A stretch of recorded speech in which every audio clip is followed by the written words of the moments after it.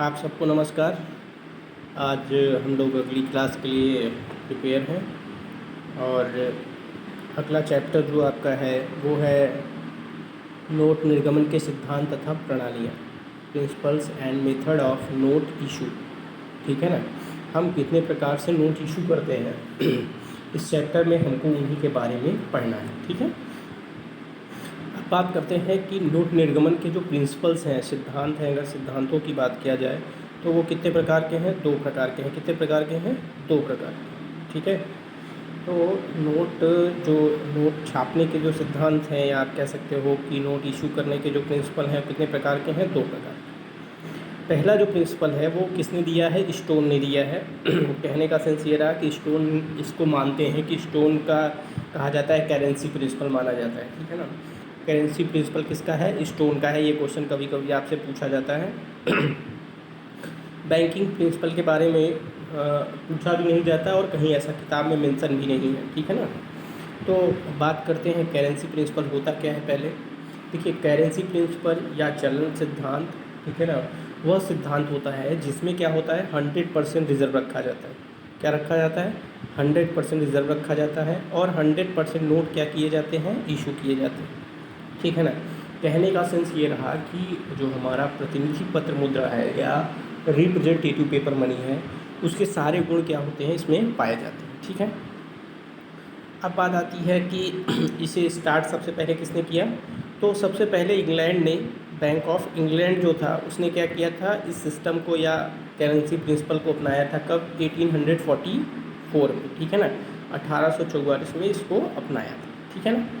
फिर बात करते हैं इंडिया की। तो इंडिया ने क्या किया था? 1861 में, 1861 में क्या किया था? इस सिस्टम को क्या किया था? एडॉप्ट किया था। ठीक है। फिर आते हैं बैंकिंग प्रिंसिपल क्या है। देखिए, बैंकिंग प्रिंसिपल की अगर हम बात करते हैं, ठीक है ना, तो बैंकिंग प्रिंसिपल सिंपल सी बात है कि अगर ये रिप्रेजेंटेटिव पेपर मनी है, करेंसी प्रिंसिपल, इसका मतलब आपके जो 3 मनी बची हुई है, कहने का सेंस ये रहा, कन्वर्टेबल, नॉन कन्वर्टेबल और फेट। हिंदी की अगर बात करते हैं तो परिवर्तनशील, अपरिवर्तनशील और प्रादिष्ट। ठीक है ना। वो तीनों इसके अंतर्गत आते हैं। ठीक है ना। तो कभी आपसे क्वेश्चन पूछा जाएगा कि रिप्रेजेंटेटिव पेपर मनी क्या है, करेंसी प्रिंसिपल के अंतर्गत आती है या बैंकिंग प्रिंसिपल के अंतर्गत आती है, तो आप लोग करेंसी प्रिंसिपल पे लगाइए। ठीक है ना। बाकी अगर 3 के बारे में पूछता है तो वो क्या है? Banking principal. कोई दिक्कत किसी को? ठीक। आगे बढ़ते हैं हम लोग। तो बात करते हैं अगला जो हमारा पॉइंट है या हेडिंग है, वो है हमारा various system of paper currency issued. ठीक है ना। कौन कौन सी प्रणालियां हैं जिसके द्वारा हमने आज तक का पेपर छापने का जो प्रणाली बनाई है वो कौन कौन सी? ठीक है ना। नोट छापने। ठीक। तो सबसे पहली जो प्रणाली है वो क्या है? सबसे पहला जो सिस्टम है जिसकी हम बात करते हैं, ठीक है ना, वो हमारा है सिंपल डिपॉजिट सिस्टम, साधारण कोष प्रणाली। ठीक है ना। अब साधारण कोष प्रणाली क्या है? साधारण कोष प्रणाली totally depend on representative paper में। किस पे डिपेंड करती है? रिप्रेजेंटेटिव पेपर में। ठीक है। तो अगर बात करते हैं रिप्रेजेंटेटिव पेपर मनी की, तो अब रिप्रेजेंटेटिव पेपर मनी का सारा फंक्शन इसके अंदर होता है। सेम बात ये है, रिज़र्व क्या होता है? 100% होता है। और रिजर्व में क्या रखा जाता है? गोल्ड और सिल्वर रखा जाता है। ये गोल्ड और सिल्वर में इसे हम क्या कर सकते हैं? एक्सचेंज भी कर सकते हैं इस मनी को। ठीक है ना। और नोट भी क्या किए जाते हैं? 100% क्या किए जाते हैं? इशू किए जाते हैं। ठीक है ना। कोई दिक्कत किसी को? देखिए, अगर आप लोगों ने पेपर मनी नहीं पढ़ा होगा तो आपको ये बातें कम समझ में आएंगी, इसलिए आप लोग पेपर मनी जरूर पढ़िएगा। ठीक है ना। तो आपको मैंने बता दिया कि ये सिंपल डिपॉजिट सिस्टम या साधारण कोष प्रणाली में क्या होता है? रिजर्व 100% रखा जाता है और वो रिजर्व में भी क्या रखा जाता है? गोल्ड और सिल्वर रखा जाता है। और नोट भी इशू क्या किए जाते हैं? 100% किए जाते हैं। इनके जितने भी फीचर हैं, इनके अगर हम बात करते हैं मेरिट डिमेरिट्स, तो वो सब किससे मैच करते हैं? रिप्रेजेंटेटिव पेपर से। ठीक। कोई दिक्कत? चलिए आगे बढ़ते हैं हम लोग। सेकंड पॉइंट या सेकंड जो इसका प्रकार है उसकी बात करते हैं। तो सेकंड है इसका निश्चित विश्वासृत कोष, फिक्स्ड फिसिडरी सिस्टम। ठीक है ना। अब ये क्या होता है? ठीक है ना। अगर हम बात करते हैं तो इसके शब्दों को अगर हम तोड़े तो फिक्स का मतलब क्या होता है, किसी चीज़ को क्या करना, फिक्स कर देना, ठीक है ना। किसी चीज़ को क्या कर देना, किसी चीज़ पे रोक देना ही क्या कहलाता है, फिक्स कहलाता है हमारा, ठीक है ना। जिसको हमने क्या किया है, पहले से निर्धारित कर दिया, ठीक है ना। अब ये होता क्या है, पहले इसमें देखिए, हमने सबसे पहला पॉइंट इसमें क्या मेंशन किया है वो जान लीजिए। पहला पॉइंट हमने मेंशन किया है मनी इशूइंग ऑफिसर, मुद्रा निर्गमन अधिकारी। अब सुनिए थोड़ा ध्यान से, इसमें होता क्या है, ठीक है ना। इसमें क्या होता है कि इसमें जो मनी इशूइंग ऑफिसर होता है, मुद्रा निर्गमन अधिकारी होता है, उसको ये अधिकार दिया जाता है, ये पावर दी जाती है कि आप एक निश्चित एक फिक्स क्या कर सकते हो, एक फिक्स सीमा तक या लिमिटेशन तक आप क्या कर सकते हो, गोल्ड सिल्वर लेकर कोष में रख कर, ठीक है ना। और कुछ 10%, 5% समथिंग, कुछ भी, ये इनकी इच्छा पर निर्भर करता है, उतना वो क्या कर सकते हैं, प्रॉपर्टी रख कर, गवर्नमेंट प्रॉपर्टी रख कर नोट क्या कर सकते हैं, 100% इशू करा सकते हैं, ठीक है ना। कहने का सेंस ये रहा कि इसमें जो मुद्रा निर्गमन अधिकारी होता है, मनी इशूइंग ऑफिसर होता है, उसको ये अथॉरिटी दी जाती है कि आप, ये फिक्स कर दिया गया, मान लीजिए कि 80% आपको गोल्ड सिल्वर रखना ही है रिजर्व, ठीक है ना। तो बाकी 20% की अथॉरिटी किसके पास होती है, मुद्रा निर्गमन अधिकारी के पास होती है, कि वो चाहे तो रिजर्व रखवाए उतना, चाहे तो गोल्ड सिल्वर भी रखवा सकता है, वो उसकी इच्छा पर निर्भर करता है, ठीक है ना। लेकिन उसको 80% जो भी है, जो रूल रेगुलेशन होगा उसके अकॉर्डिंग उस ऑफिसर को उतना तो रिजर्व रखवाना पड़ेगा। बाकी वो गवर्नमेंट प्रॉपर्टी, क्रेडिट समथिंग कुछ भी रख कर क्या कर सकता है, नोट इशू कर सकता है 100%, ठीक है ना। अब बात किया जाए तो कहा जाता है इस सिस्टम को इंडिया ने कब अपनाया था, 1861 में अपनाया था, और छोड़ा कब, 1920, ठीक है ना। इस सिस्टम को इंडिया ने 1861 में, 1861 में अपनाया, और कब छोड़ दिया, 1920। अब अगर बात किया जाए थोड़ा सा कि इसके फीचर किससे मिलते हैं, तो आप फीचर की बात करते हैं तो देखिए, रिज़र्व की अगर हम बात कर रहे हैं तो 80% रिज़र्व हम रख रहे हैं ना इसमें भी, और 20% प्रॉपर्टी। तो कहने का सेंस ये है कि इसमें भी तो हम फुल क्या कर रहे हैं, फुल अमाउंट तो रख रहे हैं ना, 100% रिज़र्व रख रहे हैं ना। तो इसके अंदर भी लगभग रिप्रेजेंटेटिव के गुण सारे पाए जाएंगे, गुण दोष सब, ठीक है ना, मेरिट डिमेरिट्स। अब बात करते हैं थोड़ा थर्ड की, ठीक है ना। थर्ड क्या है, अगर थर्ड की हम बात करते हैं तो थर्ड है हमारा, इसी से जुड़ा हुआ है फिक्स्ड मैक्सिमम फिसिडरी सिस्टम, ठीक है ना, निश्चित अधिकतम विश्वासित कोष प्रणाली, ठीक है ना। इसमें क्या होता है, देखिए इसको समझिए थोड़ा सा तो आपको ये बात एकदम क्लियर हो जाएगी। ये कहा जाता है कि उसमें क्या बताया गया है आपको, उसमें सिर्फ क्या किया जाता है, फिक्स किया जाता है कि इतना आपको रखना है। लेकिन इसमें क्या किया गया है, इसमें मैक्सिमम शब्द यूज़ किया गया है। क्या यूज़ किया गया है, मैक्सिमम शब्द, मतलब कि ज़्यादा से ज़्यादा आप कितना रख सकते, ठीक है ना। तो ये बात, और ज़्यादा से ज़्यादा रखने की अथॉरिटी किसको दी गई है, गवर्नमेंट को दी गई है, ठीक है ना। गवर्नमेंट चाहे तो ये फिक्स कर सकती है कि मैक्सिमम कितना रिजर्व उसको रखना है और कितना नोट उसको इशू कराना है, ठीक, कोई दिक्कत किसी को। हाँ, तो ये जान लीजिए, तो ये एक बात है, ठीक है ना। और ये पूरा कंट्रोल किसके अंतर्गत होता है, गवर्नमेंट के, ठीक है ना। अब थोड़ा सा आगे बढ़ते हैं तो इस सिस्टम को सबसे पहले किसने अपनाया, फ्रांस ने अपनाया, कब, 1870, 1870, और कब छोड़ा, 1928। ये याद रखिए, ये रट्टा मारने वाला चैप्टर है, आपको ये सारी डेट याद करनी पड़ी, ठीक है। तो ये इतनी बात हो गई, ठीक है ना। फिर बात करते हैं इंग्लैंड ने इस सिस्टम को कब अपनाया, 1939, ठीक है ना।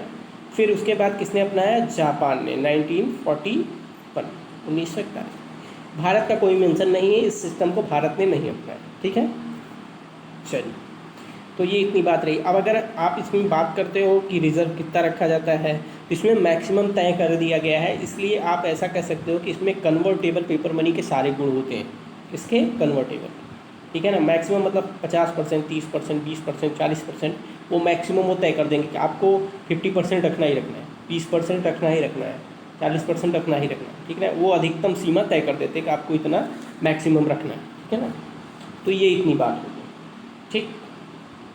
तो इसके अंतर्गत कन्वर्टेबल पेपर मनी के सारे गुण। उसके आगे हम लोग बढ़ते हैं तो अगला जो इसका 4th पॉइंट है वो है आपका प्रपोर्शनल रिजर्व सिस्टम, अनुपातिक कोष पद्धति। देखिए नाम से ही पता हो रहा है अनुपात या क्या होता है प्रपोर्शनल। तो अनुपात को हम क्या किसके रूप में डिवाइड करने के, या तो हम क्या करते हैं जब आप बांटते हैं किसी चीज़ को तो उसके लिए हम अनुपात यूज़ करते हैं, ठीक है ना। तो ये आप सबको इतना तो पता ही होगा।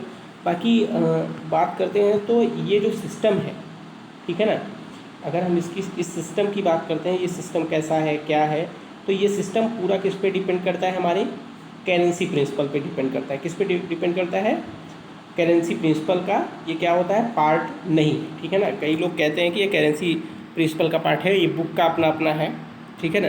बट ये आप जान लीजिए कि जो पुरानी 2011 की से पुरानी बुक होगी उसमें ऐसा मेंशन है कि ये करेंसी प्रिंसिपल, ठीक है ना। तो आप लोगों ने ही वो सही नहीं है, आप जानते रहिए। हम चाहते तो डायरेक्ट लिख सकते थे लेकिन हमने जानबूझ के मेंशन किया ताकि आप लोग को ये बात याद रहे। ये करेंसी प्रिंसिपल नहीं होता है, बल्कि ये किसके पार्ट है, बैंकिंग प्रिंसिपल।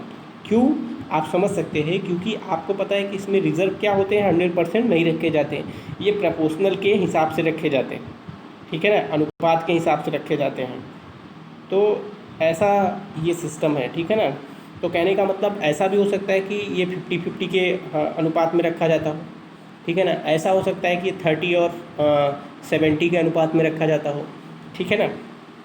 तो ये सिद्धांत जो है ये सारा कुछ अगर हम तय करने की बात करते हैं तो ये किसके द्वारा तय किया जाता है, लॉ के द्वारा तय किया जाता है। किसके द्वारा, लॉ जो होता है वो फिक्स करता है कि कितना हमको क्या रखना है, ठीक है ना, कितना गोल्ड सिल्वर रखना है, कितना गवर्नमेंट प्रॉपर्टी रखनी है या अदर कुछ रखना है, ठीक है ना। तो बात करते हैं कि इंडिया की, कि इंडिया ने इस सिस्टम को कब अपनाया, तो आपको बता दूं कि इंडिया ने इसे क्या किया 1919 में क्या किया, अपनाया, और 1935 में छोड़ दिया। कई लोग कंफ्यूज होंगे कि अभी थोड़ी देर पहले पीछे लिखा था 1920 तक चला भारत, ठीक है ना। तो आप लोग थोड़ा सा दिमाग से काम लीजिएगा, क्योंकि हम बात ये किया जाता है कि सिस्टम को लागू किया गया 19 में, बट ये पूर्ण रूप से भारत में नहीं चल रहा था। ये कायदे से 1920 के बाद ही चलना शुरू हुआ, बट ये स्टार्ट हो गया था 1919 में, इसलिए इसका मेंशन 1919 से किया जाता है, ठीक है ना। और आप सबको पता है कि आरबीआई का इस्टेब्लिशमेंट 1935 में 35 में हुआ है 1 अप्रैल को। तो आपको ये भी पता होगा कि उसी टाइम तक ये चला, उसके बाद जब उसका इस्टेब्लिशमेंट हो गया उसके बाद इसको क्या किया गया, फिनिश या समाप्त, ठीक। किसी को कोई दिक्कत, चल ठीक है, आगे बढ़ते हैं। तो 4 पॉइंट तक को हो गया हमारा। अब 5th पढ़ते हैं हम लोग। 5th है परसेंटेज डिपॉजिट सिस्टम या पार्टियल प्रपोर्शनल रिजर्व सिस्टम, आंशिक अनुपातिक कोष पद्धति, ठीक है ना। इसके कई नाम हैं, ये नाम आपको याद करने लायक है और कर लीजिएगा कि जो परसेंटेज है इसका मतलब वो पार्टियल ही है, ठीक है ना। तो या प्रपोर्शनल रिजर्व सिस्टम, तो ये दिमाग में अपना रखिएगा बात को, ठीक है ना, ताकि आपको दिक्कत ना हो। चलिए आगे बढ़ते हैं हम लोग थोड़ा सा। तो बात करते हैं परसेंटेज। इसमें क्या होता है, इसमें परसेंटेज तय किया जाता है कि कितना आपको गवर्नमेंट प्रॉपर्टी रखनी है, ठीक है ना, और कितना आपको क्या रखना है, गोल्ड और सिल्वर, ठीक है ना। मान लीजिए जैसे लिखा है परसेंटेज का मतलब अब 40% आपको जो भी आप इशू करना चाहते हैं, जितना भी नोट इशू करना चाहते हैं उसका क्या होगा, 40% आप क्या रखेंगे, गवर्नमेंट प्रॉपर्टी, और 60% क्या करेंगे, गोल्ड और सिल्वर रखेंगे, ठीक। तो ये इतनी बात इसकी रही, ठीक है ना। कहा जाता है कि ये क्या है, जो हमारा इसके पहले का जो है प्रपोर्शनल रिजर्व सिस्टम, ये उसी को संशोधित करके या उन कमियों को दूर करके ये सिस्टम बनाया गया, ठीक है ना। तो अब बात किया जाए आगे, तो इस सिस्टम को इंडिया ने कब अपनाया, इंडिया ने 1 अप्रैल 1935 को अपनाया और एडॉप्ट किया, और कब छोड़ दिया, 5 अक्टूबर 1956, 5 अक्टूबर, ठीक है ना। तो आप सबको पता है कुछ बातें, आप सबको पता है जैसे 1 अप्रैल 1935 को ही आरबीआई का इस्टेब्लिशमेंट हुआ था, उसी दिन ये सिद्धांत को लागू किया गया इस सिस्टम को। और 5 अक्टूबर 1956 आप सबको पता है कंपनी एक्ट 1956 में बनाया गया था, उस टाइम इसको क्या किया गया, छोड़ा गया। तो ऐसे याद करेंगे तो ये चीज़ें आपको याद रहें, ठीक। अब बात किया जाए कि इसके अंदर किसके गुण पाए जाते हैं, तो ये पूरे इसके जो गुण हैं ये किसके हैं, कन्वर्टेबल पेपर मनी के, ठीक है ना। आगे बढ़ा जाए, चलिए। तो इसके बाद की बात करते हैं तो हम लोग आते हैं 6 पे, ठीक है ना। ये 6 सबसे इम्पॉर्टेंट पार्ट यही है आपका, यही इंडिया में चल रहा है मिनिमम रिजर्व सिस्टम, जिसके बारे में मैंने थोड़ा बहुत आपको बताया है पहले भी, ठीक है ना। तो न्यूनतम कोष पद्धति क्या है, इसको सबसे पहले आप जान लीजिए इंडिया ने इसको कब अपनाया। आपको सबको पता है कि इसके पहले वाला सिस्टम हमने 1956 में ही क्या किया था, 5 अक्टूबर को छोड़ा था। इसको कब अडॉप्ट किया गया, 6 अक्टूबर 1956। ठीक, कोई दिक्कत किसी को? चलिए तो आगे बढ़ते हैं हम लोग। इसमें होता क्या है, इसमें 200 करोड़ का क्या रखा जाता है, रिजर्व रखा जाता है, जिसको 2 भागों में बांटा गया है, ठीक है ना। 115 करोड़ और 85 करोड़। 115 करोड़ में गोल्ड सिल्वर रखा जाता है और 85 में विदेशी प्रतिभूतियाँ, फॉरेन मनी आप कह सकते हो, फॉरेन प्रॉपर्टी समथिंग कुछ भी, ठीक, ये सारी चीज़ें रखी जाती हैं। तो बाकी इसके आगे की बात करते हैं, अगर थोड़ा बहुत आप जानना चाहते हैं तो आपको एक बात बता दें कि इस टाइम जब हमारा 1956 में, तो हमारे यहाँ जो गोल्ड था उसका जो प्राइस था वो 21 रुपये 3 आने था, ठीक है ना। 21 रुपये 3 आने में 10 ग्राम हमें क्या मिलता था, गोल्ड आसानी से अवेलेबल, ठीक है ना। तो ये अपना सिस्टम है, ये सब पूछा नहीं जाता, बट जो आपको पूछा जाता है उसका मेंशन मैंने आपको कर दिया है, ठीक है ना, जो आपको याद करना है, जिसकी ज़रूरत है आपको, ठीक। अब आगे बढ़ते हैं हम लोग थोड़ा सा, तो उसके बाद की बात करते हैं, जो लास्ट है इसका 7 पॉइंट, ठीक है ना। 7 क्या है, 7 आपका है कोषागार विपत्र या निधि, ट्रेजरी बिल, ठीक है ना। ट्रेजरी बिल, या हम इसी को क्या नाम देते हैं, ट्रेजरी बिल को, ठीक है ना। ट्रेजरी बिल या कोषा विपत्र, ठीक है ना, निधि पद्धति या रिजर्व सिस्टम, ठीक है ना। ये होता क्या है, इसमें क्या होता है, इसमें कोई रिजर्व नहीं रखे जाते, इसमें क्या होता है, कोई रिजर्व नहीं रखे जाते, ठीक है ना। और कोई रिजर्व नहीं रखे जाते और 100% नोट क्या किए जाते हैं, इशू किए जाते हैं, ठीक। पहली बात इसकी हो गई। दूसरी बात आपको जानना है तो आप ये जान सकते हैं यहाँ से, ठीक है ना, कि इसमें क्या होता है, कोष में कुछ भी नहीं रखा जाता है, ठीक है ना। इसमें क्या रखा जाता है, इसमें गवर्नमेंट अपनी प्रॉपर्टी रख सकता है या प्रॉमिसरी नोट रख सकते हैं, वो भी अल्पकालीन, मतलब कम समय के लिए, ठीक है ना। उसके बाद आपको वो सब, जैसे मान लीजिए मेरे पास अभी पैसे नहीं है, मैं रिजर्व नहीं रख सकता, लेकिन मुझे पैसे की, गवर्नमेंट को पैसे की ज़रूरत है, तो वो क्या करेगा, एक प्रॉमिसरी नोट क्या करेगा, अल्पकालीन के लिए, कम शॉर्ट टर्म के लिए वो क्या करेगा, आरबीआई के पास दे देगा और नोट को क्या करेगा, इशू करवा लेगा, ठीक है ना। फिर क्या होगा, कुछ टाइम के बाद उसके पास जब मनी आ जाएगी तो वो क्या करेगा, उसको रिजर्व उतना रख देगा, ठीक है ना। तो ये सिस्टम जो है आपका, यही ट्रेजरी बिल या ये सब कहलाता है, ठीक है। अब आगे बढ़ते हैं हम कि इसको अपनाया कब गया, अगर बात किया जाए तो इंडिया ने इसको 1902 में अपनाया और कब छोड़ दिया, 1905 में छोड़ दिया, क्योंकि ये 3 साल चला। और आप ये जान लीजिए कि हमारे पास उस टाइम थोड़ा सा हमारे देश काफ़ी क्राइसिस से गुजर रहा था, ठीक है ना, इसलिए इस सिस्टम को जल्दी अपनाया गया और बहुत जल्दी छोड़ दिया। क्योंकि आपको एक बात मैंने बताया कि ये शॉर्ट टर्म के लिए होता है, इसलिए होता है शॉर्ट टर्म, मतलब 1902 में इनके पास रिजर्व नहीं रहा होगा, तो इन्होंने प्रॉमिसरी नोट जारी करके आरबीआई को देकर या जो भी सेंट्रल बैंक रहा उसको देकर नोट छपवा लिया, फिर 3 साल बाद उसको रिजर्व रख दिया, तो ये सिस्टम क्या हो गया, फिनिश, ठीक है। अमेरिका ने इस सिस्टम को भी अपनाया था। अमेरिका ने इसको कब अपनाया था, 1913 से पहले अपनाया था, ठीक है ना, 13 के पहले, इसका कोई डेट नहीं है, ये बताया गया कि 1913 के पहले अमेरिका ने भी इसको क्या किया था, अपनाया था, ठीक। किसी कोई दिक्कत, चलिए अच्छी बात है। तो ये इतनी बात हो गई, ये 7 प्रकार के हैं, 7 टाइप्स हैं, इनको हमें पढ़ना पड़ेगा और अगर हम इस सब को तैयार कर लेंगे तो एग्ज़ाम के लिए हमारे लिए बहुत अच्छा होगा, ठीक है ना। तो आप लोग थोड़ा सा ये सब चीज़ों को याद रखिएगा। कुछ चीज़ें हैं जो हमें याद करने लायक हैं, जिसको हमें जितनी जल्दी याद कर लेंगे वो हमारे लिए अच्छा हो, ठीक है ना। तो अब आपकी इच्छा है, आप जो भी करना चाहें कर सकते हैं। बाकी आज की क्लास समाप्त करते हैं, कल फिर हम लोग मिलेंगे, ठीक है। चलिए बाय बाय।